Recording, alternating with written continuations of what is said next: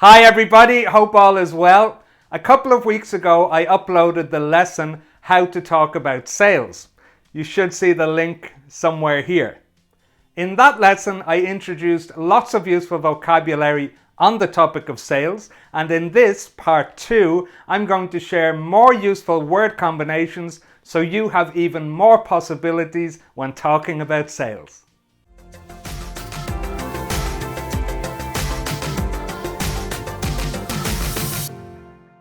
Welcome back to English for Professionals. I'm Derek and I'm here with another short lesson for you busy people.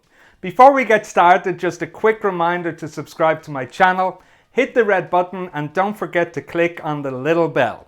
That way you'll be notified every time I upload a new lesson.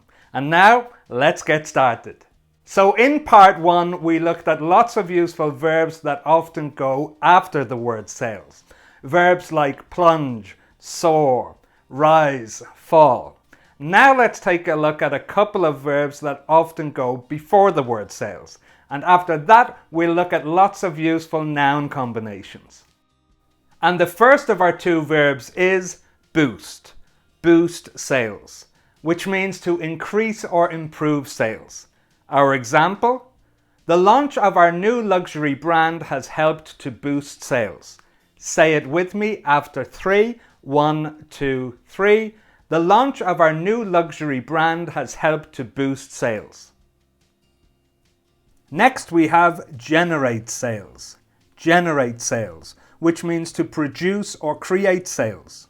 Our example: this new campaign should help us to generate more sales.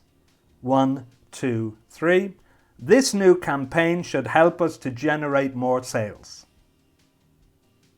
And now we'll take a look at some nouns that often come after sales. The first example is sales campaign. Sales campaign, which is a plan that a company uses to generate sales. Our example: we're hoping the new sales campaign will help generate more online sales. 1, 2, 3. We're hoping the new sales campaign will help generate more online sales. Next we have sales pitch. Sales pitch, which is a short presentation designed to make someone want to buy or invest in something. Our example: the investors were very impressed by our sales pitch. 1, 2, 3. The investors were very impressed by our sales pitch. Our next combination is sales forecast. Sales forecast, which is a prediction of future sales of a product or service. And a prediction is a statement about what you think will happen in the future. Our example: I think our sales forecast for next year is a little too optimistic. 1, 2, 3.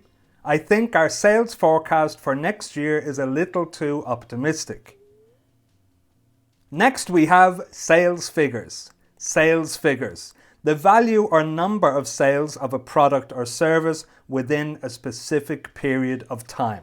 Our example: let's take a look at the sales figures for last month. 1, 2, 3.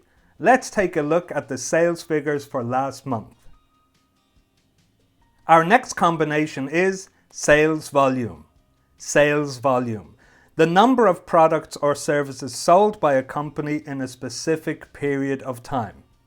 Our example: the company recorded a sales volume of over 1 million units for the first time in its history. 1, 2, 3. The company recorded a sales volume of over 1 million units for the first time in its history. So what's the difference between sales figures and sales volume? Well, the sales figures can include both the financial value of products or services sold, for example 300,000 euro, and the number of individual products or services sold, for example 5,000 units. And the sales volume is normally just the number of individual products or services sold, for example 5,000 units. Next up we have sales target. Sales target. And this is a fixed amount of sales that a person or organization wants to achieve. Our example: the team is working very hard to make sure we reach our sales targets for the month. 1, 2, 3. The team is working very hard to make sure we reach our sales targets for the month. Next up we have sales rep. Sales rep. And here rep is short for representative.